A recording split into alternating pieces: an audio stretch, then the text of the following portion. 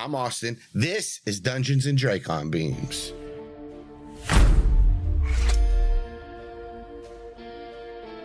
The Yeerk River teemed with energy, Ged, Taxon, Hork-Bajir, and human alike moving like an agitated colony of ants. A bank of computers sat in an alcove streaming video from all corners of the Yeerk stronghold. Entrances, corridors, pools, a map of the Yeerk River akin to seeing it all through the fractured compound eyes of a fly. If only they saw from a multitude of confusing and different angles. No one watched them now, not with the churn happening around the river. A Taxon slithered past the opening, its chitin clacking as it passed, going unnoticed on one of the hundreds of screens. A camera flashed a warning. Birds raked past the lens. Across town, another outpost, one that is still considered important enough to post physical guards. Guards who spent all day leveling Dracon fire, explained away as construction and sounding something like large cables snapping. The tsu-tsu echoed across the meadow at all hours of day and night. If the Hork-Bajir had known more about earth fauna, they may have taken note when one bird fell and was chased and picked up by a large raptor. Then again, maybe it was just taking the opportunity afforded to it. Scrolling through feeds, the algorithm pulls together user data to push through a short video, less than a minute, of a crow. In a small town in California, picking up fries that people had tossed.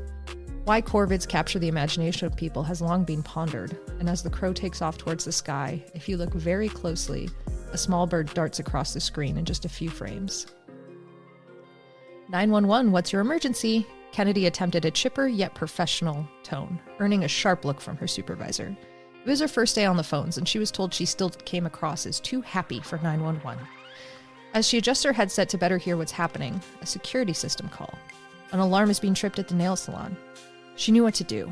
She sent out the signal for nearby officers to head that way, and the number of responses that came back seemed a little excessive. She shot a look at her supervisor, who just kind of shrugged as overlapping radio calls of "on my way" continued coming in. She logged the response and listened into the radio chatter between taking other calls. A noise complaint, some kids walking around the mall that looked like they were up to no good, someone reporting road debris. Time continued on until Officer Allen radioed in that he was leaving the scene under orders of the sergeant. And then all of the chatter at the nail salon died down. And that's where we are now.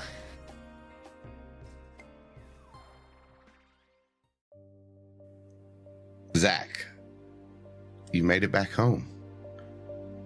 Your mom and dad are in the living room, winding down for the night. As you enter, your dad says, "Oh, hey, Zach." He stands up from his lazy boy. Hey? Are you free tomorrow after school? I thought we could maybe do some more work on that sword. Oh, yeah. I think so. I have to double check. And he, pulls his phone out. Pretends to look. He goes, I think actually I might be busy. Sorry. Oh.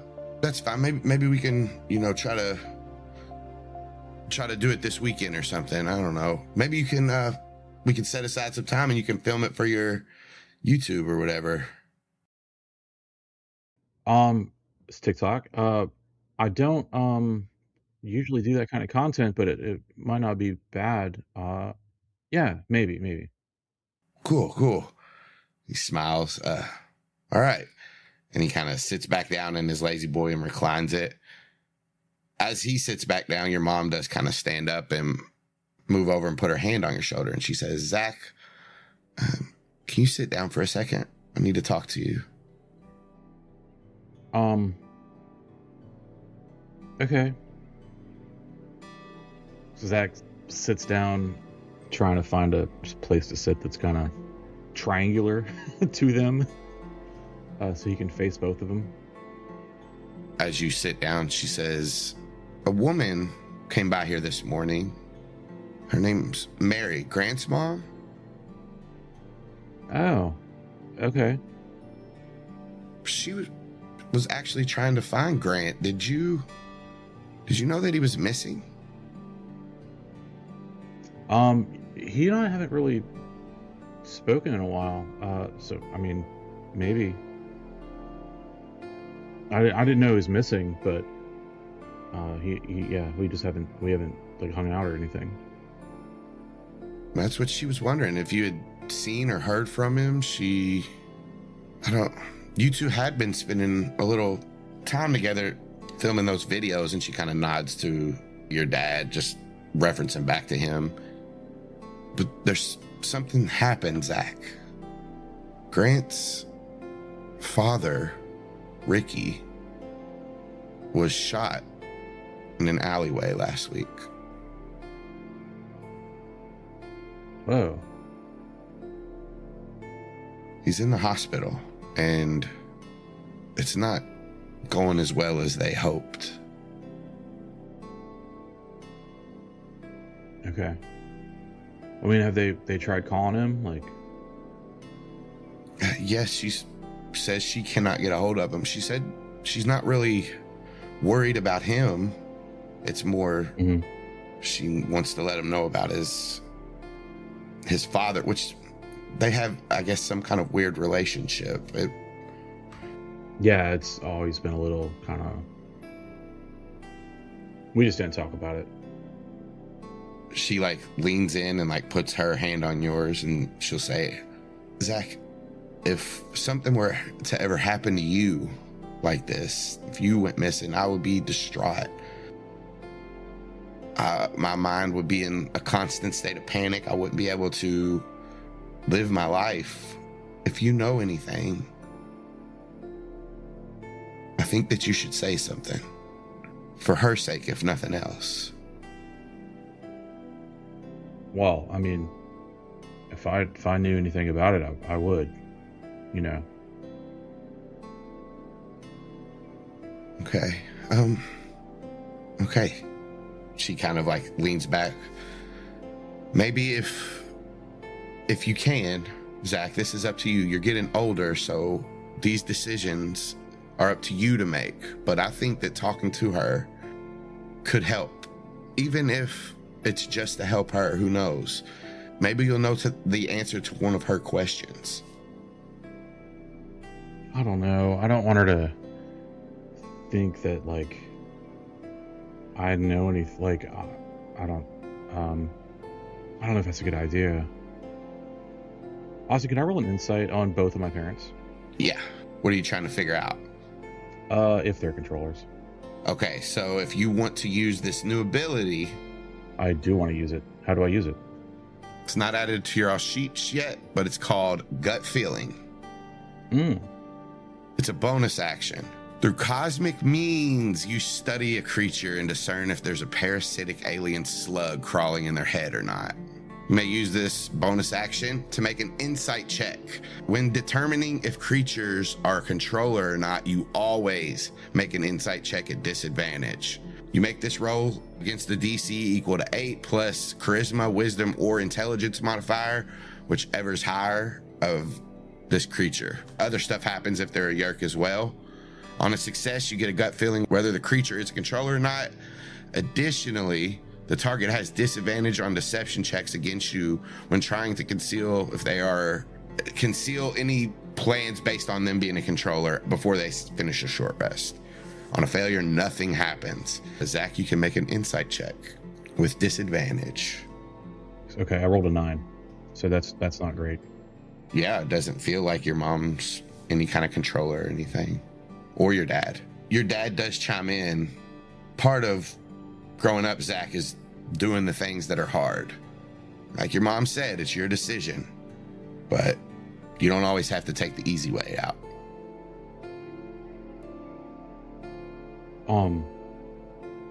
Okay, I'll think about it. Can I go? I'm kind of tired.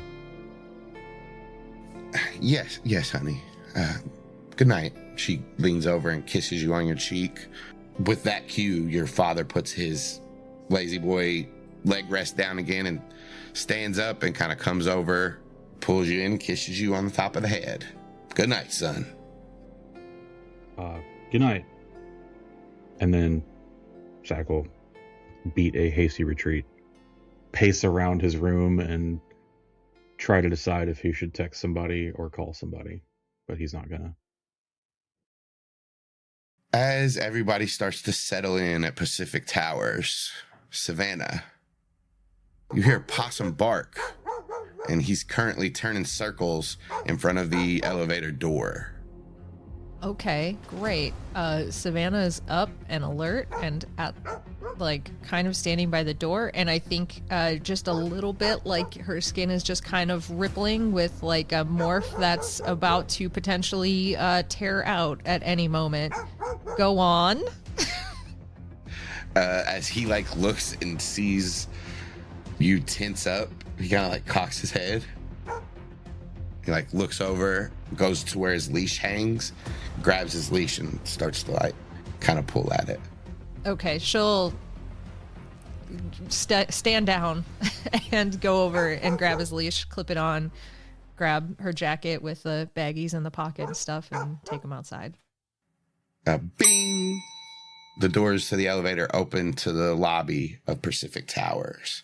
You take Possum out, go around the side to where the dumpster is on that little alleyway, and there's like that grass patch over there. Possum does his business. As you walk back, you notice this little loose brick that you remember from when this whole journey started. If you look in it, you see it's inside is empty now. There is this little plastic baggie that doesn't have anything in it. This was Kamren's old hide spot. I remember it. Don't worry. Can I just take one of, like, the little, like, canonically have a bunch of, like, dog treats and shit in my pockets? Can I just take one out, put it in the stash, little dog treat, and slide it back in there? Just for fun. I like it. That's it. That's it. You go back in. As you're walking through the lobby of Pacific Towers, the bellhop looks up and kind of raises his hand. Oh, Miss Savannah, please, just 1 second. She'll pause, but she's not saying anything. And, like, again, she doesn't, like... It's an uncomfortable feeling for her to be recognized, especially moving through this space. Like, yes, it's expected, but, like, it's still uncomfortable to have it called out that obviously. So she'll pause and wait, but she's not saying anything. He runs quickly around his desk, holding an envelope in his hand, and comes over to you. You've been hanging out with Lewis's kid, right? The guy that used to work here, his son? We go to school together. Oh, I thought I saw him come through here a few times. I found this in Lewis's locker, and I can't get a hold of him.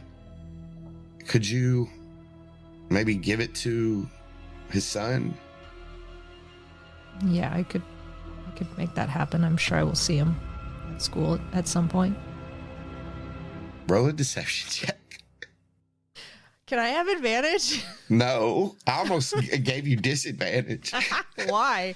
It's not a lie. I'm gonna see him at school sometime. True. You don't have disadvantage. Here's the thing. I'm not telling a lie. You are being This roll deceitful. is unfair. It is a 20. This All roll right, is fine. We'll ignore it. No, yeah, just as soon as you see him, I don't think there's anything too important in here. She'll grab it before, like, if he looks like there's nothing too important and like he was going to start looking, she'll just take it from him. Yeah. Thank you. Have a nice day. You too. And she'll head out. As you get to the elevator, he gets back behind the desk, smiles as the doors close, and then bing, a minute later, you're at the top. Is Kamren around? Yeah, he's up ready now, combing his hair out down, I guess, brushing it.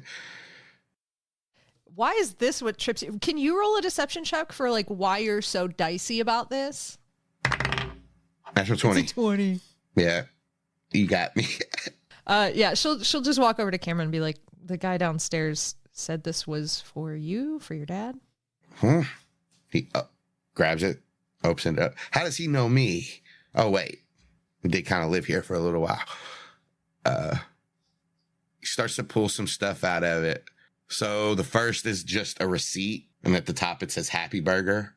And he kind of looks at you, raises an eyebrow. He goes back in, and there's a pay stub. Says his dad's name on it. Puts it back in, and then he pulls out a picture. And on the picture is Kamren's parents, and his brother, and his sister, and him. They're standing near bleachers, all dressed in Ocean Grove Central blue and white. Cameron's brother's in football gear and his sister's in a cheerleader's uniform, and his parents have proud smiles on their faces. Cameron's the only one that's not looking at the camera. He's staring up at his big brother, smiling in admiration.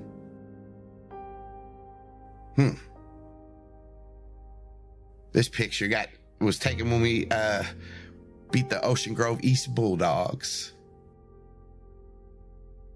Chris ran in the game-winning touchdown. When was that? Oh, 4-5 years ago, something like that. Kamren left for nationals the next day. The weekend after. They swept it. Tell me more. They were both pretty competitive. They were both pretty strong, athletic.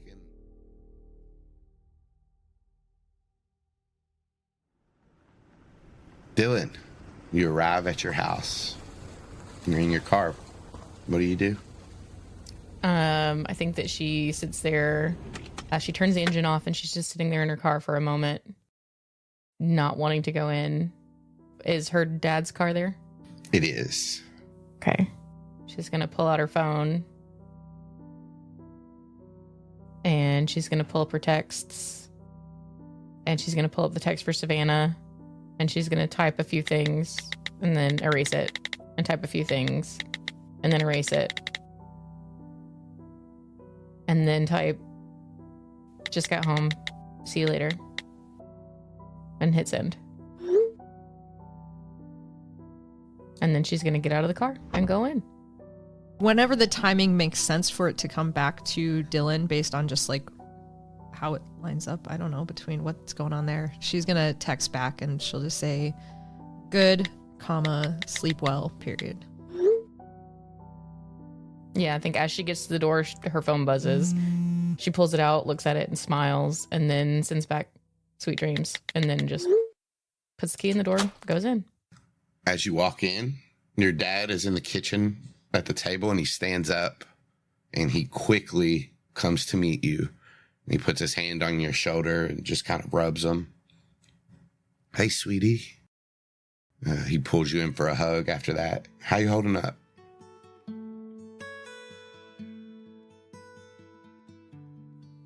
I think that she is just exhausted, so she just kind of falls into him for a hug.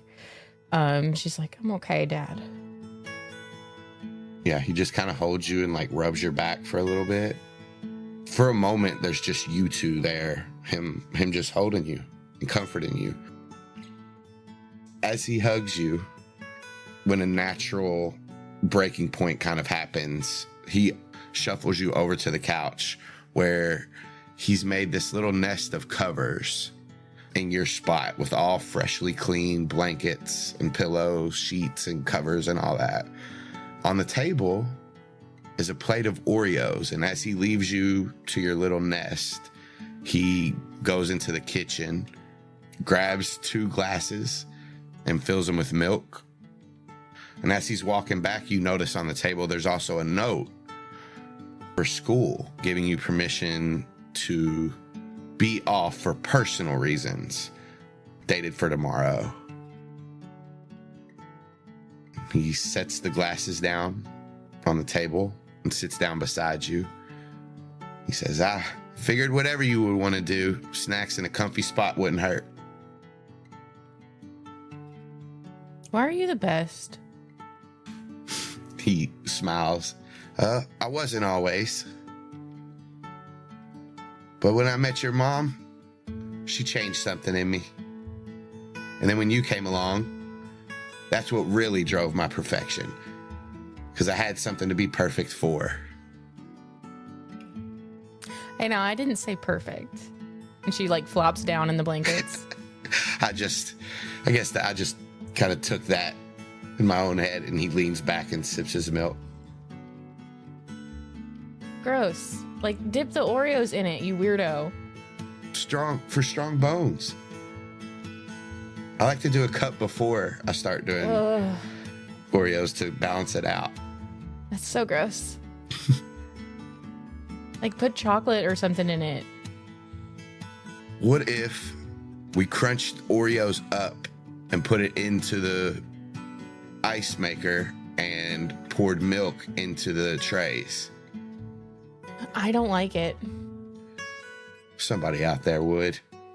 Why don't we just like eat cookies and cream ice cream? Good idea, Dylan. Good idea. And he stands up, goes to the freezer. As everybody settles in for the night and falls asleep to gain a little bit of rest, Aximili dreams about his nephew, his home planet. Matea dreams about the Hork-Bajir homeworld and her friends, new and old. A tribe fuck, if you will. Dylan dreams about her mom and dad baking some sourdough for a picnic they're going to go on. Zach dreams about being a star, still looking over his back, but embracing the fame. Savannah dreams about any and everyone she knows having squirming gray blobs forced into their ear. She hears the cacophony of agony cry out as the last human is infested in front of her. She realizes that everyone else is silent, and it's only her screaming now. Savannah, you see Matea walking up to you, holding the Yeerk gently in two hands. As she takes a step, she morphs instantly into Katie. She takes another step. Now she's Chelsea. Then Helga, then Bart, then Chad, then Raina. Just a few steps away, and Zach appears. As his sneaker hits the ground, it turns into a hoof, and Aximili's stalk eyes smile at you. As the main eyes blink, Dylan's green eyes stare back at you, inches from your face. She's holding the Yeerk to the side of your head. Don't fight it. She leans forward, closer and closer. Her face violently shifts into Kamren's as you hear, "Wake up!" You find yourself in your bed, Kamren holding you by the shoulders. "Savannah, wake up! Are you okay?" Yeah, fine. Yeah. You were yelling, screaming. I've never heard you like that. It was just a dream. I thought something was happening. Hopefully not in the reality that we live in. He kind of like takes a step back, puts his hands, like rubs the back of his head. I think when he goes like to put his hand to like towards his head, she's just gonna like kind of just bat his arm away. Like not aggressively, just like don't. Oh. You good?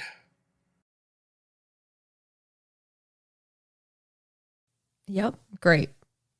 Just fine. Just then your alarm goes off to wake you up. It's time for the mission. She's just gonna like really big like okay. Guess no going back to sleep. That's probably for the best. Takes a few steps back and then kind of slaps the side of your door as he turns the corner to go back to the living room.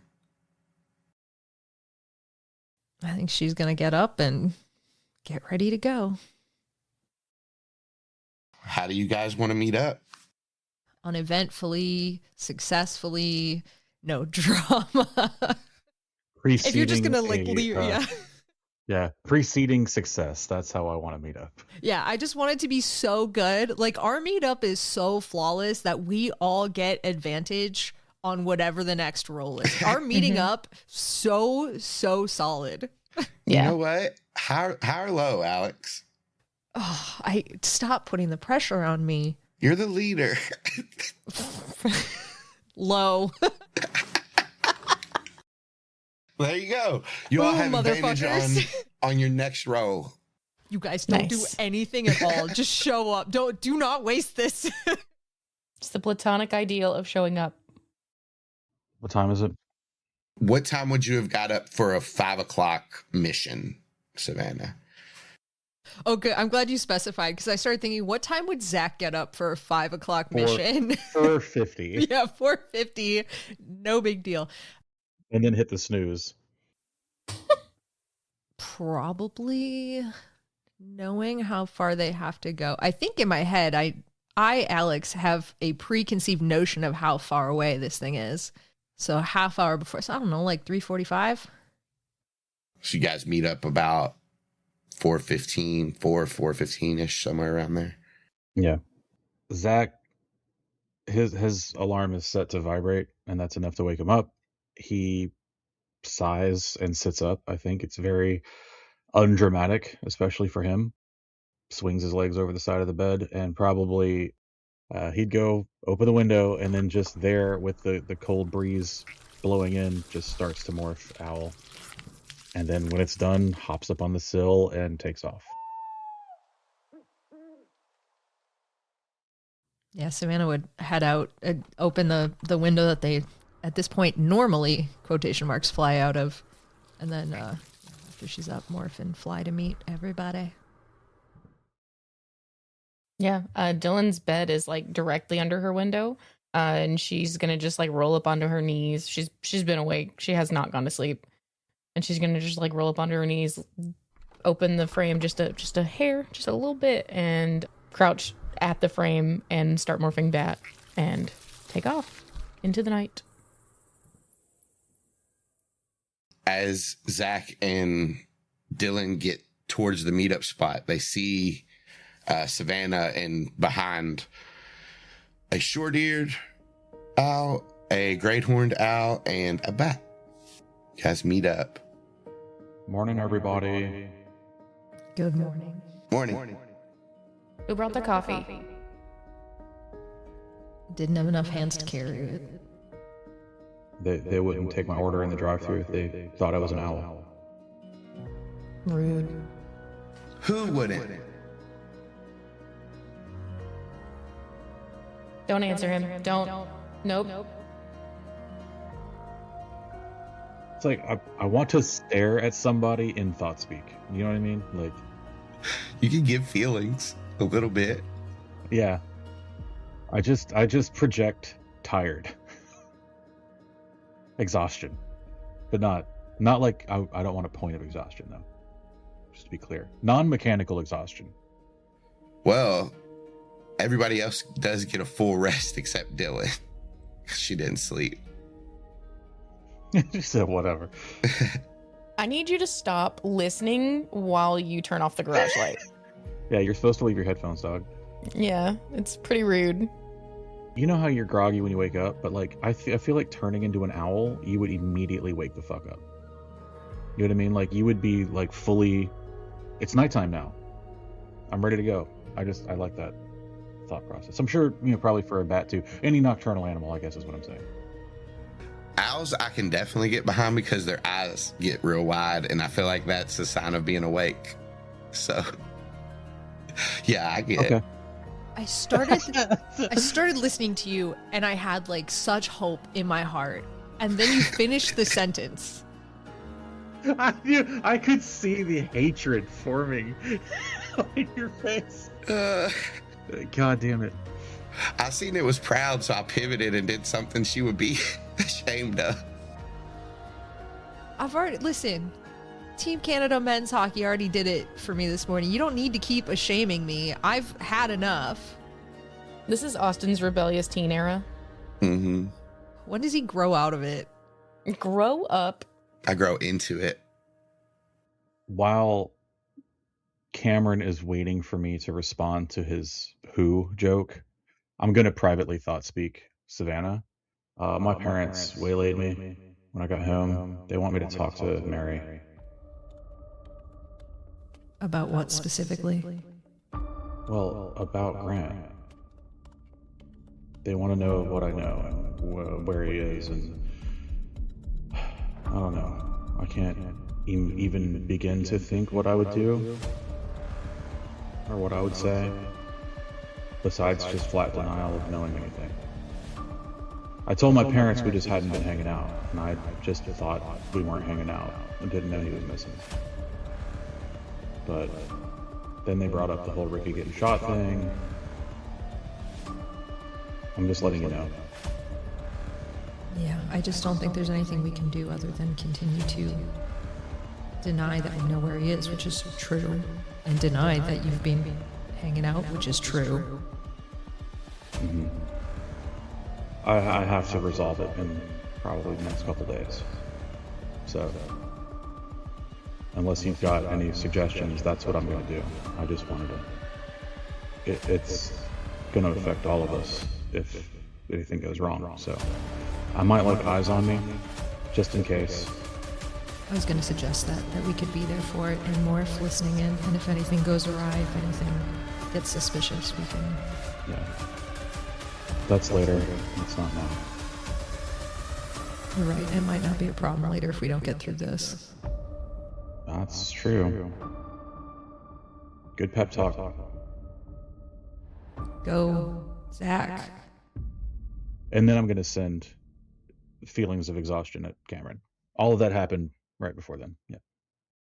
So I'm extra exhausted now for having that conversation. Maybe we should have got coffee. Zach's really dragging. Not a dragon. No, I'm an owl, idiot. It's not a dragon at all. All right, all you dragons roll perception checks as you get closer. I will ask, though, as you all are rolling these, is there anything you all want to do before you get to where you're starting to kind of scope out the field? Make sure we're not bunched up. Approach from like completely different directions if we can. Everybody does have advantage on that because of your morphs and helps. Yeah. You don't need that. But you all do see this. Your keen eyes notice that there are humans roaming around the woods outside of this meadow. Roaming? How? Are they wearing togas? They could just be hikers, but they are pretty close to a Yeerk stronghold. With that perception check, there are also Hork-Bajir in the trees, camouflage, but definitely on the lookout for Andalite scum. But with your all's perception checks, you do see every now and then one of these hikers will give a nod up to the trees. Let's answer Nate's question here. Are they wearing togas? Togas? Yeah. You said they're Roman. Yeah, they're roaming around. Oh, yes. They are wearing togas, but the togas are disguised to look like trees, so the Hork-Bajir blend in. So they all have ghillie suits draped over their shoulders. Yeah. Love it. What a style. Iconic. The humans are dressed inconspicuously, and the Hork-Bajirs, they might have a little bit of like camouflage on them, but they already blend into the trees. So Zach is going to do a count the best he can of humans and Hork-Bajir from his side, whatever it is, and just report that in. Yeah, you have 7 Hork-Bajir in the tree. And then as you count those out, Dylan, you also notice 3 more. So 10 Hork-Bajir altogether. And scattered throughout, which essentially covers like 2 miles, you see about 15 humans in groups of like 2s and 3s. I'm just imagining like when you are doing surveys of like woods and places that are like not easy to kind of sight, you kind of go along like a string, a line that's like predetermined. Are they specifically walking? Like, is there a way that we can see aerially that they're moving along pathways that cover a certain amount of area to make sure they're not overlapping paths, like clumping up, that kind of thing? Just organized. Are they doing the NPC only stay in your little spot? You guys circle around for about 10 minutes. Give me an intelligence check. And we're gonna help Savannah? Somebody can help her. So Savannah's rolling at advantage.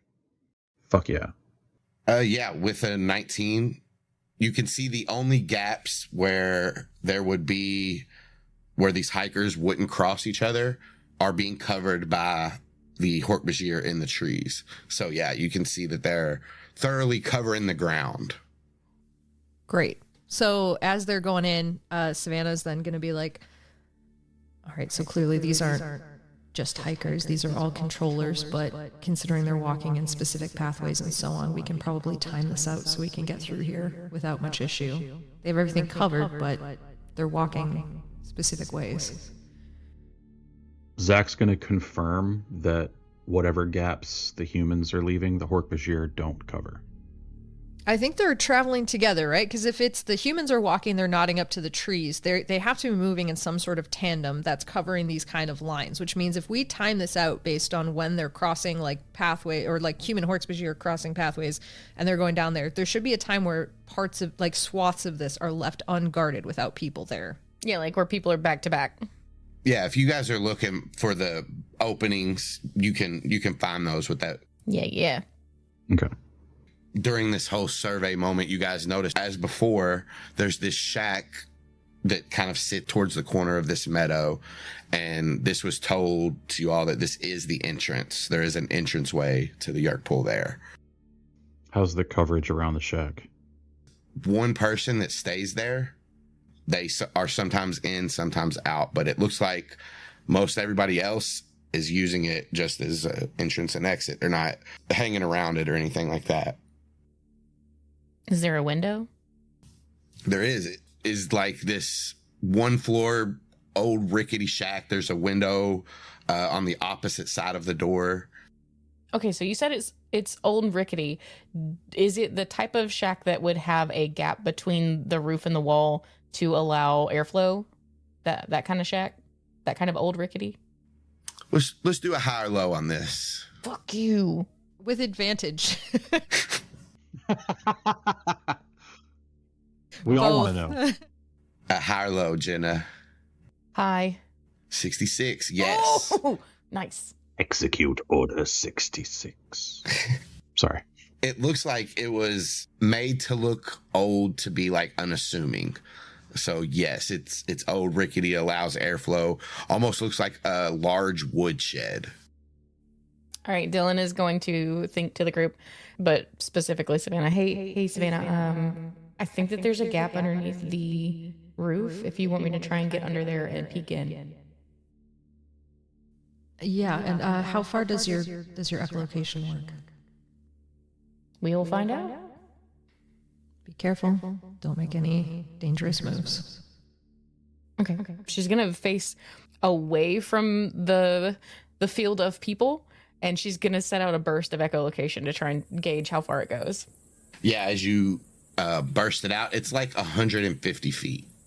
50. Around. Okay. She's gonna think back to Savannah. Pretty far. It goes pretty far. Great. So you can get the whole room unlocked before you attempt to actually get eyes on it. Absolutely. She's gonna start fluttering in a circle really high above this shack, and then she's gonna be like, hey, somebody help me time this out, okay? Yeah. Savannah will help her. I'll cover the other end. As soon as they see an opening, she's gonna swoop in. Yeah, they give you the cue and you dive down. Let's make a stealth check. As you dive down, Dylan, your echolocation, your last burst before you're about to get to the shack, you see the human that is guarding it was looking in your general direction, but just as you come into his sight line, he turns his head and you get right into that gap. Nice. Inside, you let off another burst of echolocation, and you see it is 20 square foot shack, pretty bare bones. There's a table and a couple of chairs sitting beside it, an old wood stove, like to heat it in the cold, and a rug on the floor. Nothing too inconspicuous until the rug starts to lift up from the middle as you see a hatch opening up and a human coming out of, just kind of walking up upright. And you see some stairs in there as the human then exits the shack, greets the other controller. You all see this outside as that controller then walks in, goes down, closes the hatch, and the rug flops back over. Guys, we've got a small room, table, chairs, and a hatch. A hatch is pretty important, I would say. What kind of a hatch? Leads down. It's underneath a rug. Okay, so we should get somewhere hidden, morph something small, bugs, and sneak in there. Sound good? Yeah, if we can. Yeah. Okay. All right. Let's scope a spot then, nearby. All of us going? I think all of us are going. With all of these eyes in the sky, you guys can find a place that's pretty clear, pretty safe, and close enough to where you guys can get back to it. You guys demorph, and what are you guys remorphing? How far do we have to cover? Maybe 100 feet. You guys found a pretty good place. As she's demorphed, Dylan is going to be like, hey, do we want to leave someone outside to cover our butts, but also to, like, carry us to the shack? And give us a little aerial drop? I can play courier, drop you guys off, and then follow a little bit behind. No way, dude. You gotta go in. There's gonna be all kinds of alien tech down there. Well, yeah. I mean, everyone's got to get down in position first. I can go mouse and carry everyone in quickly. Oh, okay. Zach's going to go cockroach. Cockroach. Axe will go... He'll go cockroach. So I think it's pretty rude that Dylan has almost never morphed this spider. Like, she's done it once. And then you kill him, and she's done it 3 times. Is this your only bug? Because it's her only bug. Only bug. Oh, we're in the woods. You're a bat. Yeah, but she's not going to think about doing it. She's in mission mode. If you ever wanted to find a bug, that was probably one of the best times. Speaking of, Matei will say, I do not have an insect morph. I will assume the mouse form and follow beside you. As Dylan is shrinking, she's yelling, "Mouse boss!" Can Zach, like, stay human for a minute and get a mosquito on him? Like... Yeah, you want... Everybody else is morphing, but you can if you want. I mean, it's. I'm not gonna be that far behind him and be like, do you want a bug? And, like, hold my hand out. There's a mosquito on my hand. As you say that, she's already, like, half your size, mouth sprout now. Just shrug and start morphing. I mean, if you wanted some kind of different insect, Maitea and I are going to mouse. We could have you one in a moment or two. No, I'm good. I was just saying, you know what, it's cool. And then... You guys want to describe your morphs? No, it's a cockroach. It's fucking nasty. I'm just kidding, I will. Ugh. Okay, so 2, like, zits form on Zach's head. And then they just keep getting bigger and bigger until they start to look like skin tags and hang off. And then they turn, like, hard and kind of swoop back. And he's got big old skin antenna, if you will, as he's continuing to shrink. The shirt/skin on his back is also, like, splitting open, and for a little bit you can see, like, the back of his ribs and shit as it's continuing to go down, and then, like, the wings and stuff and other whatever stuff grows in underneath that hard casing.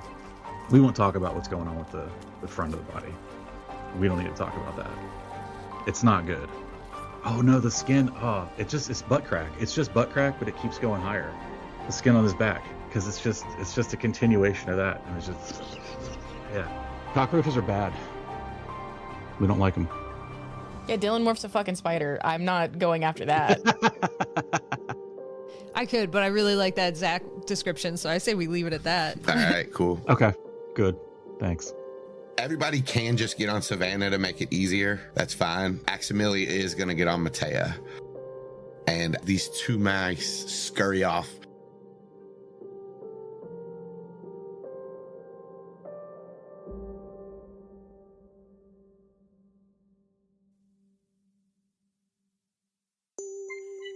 Made in association with Airtime for Nonsense.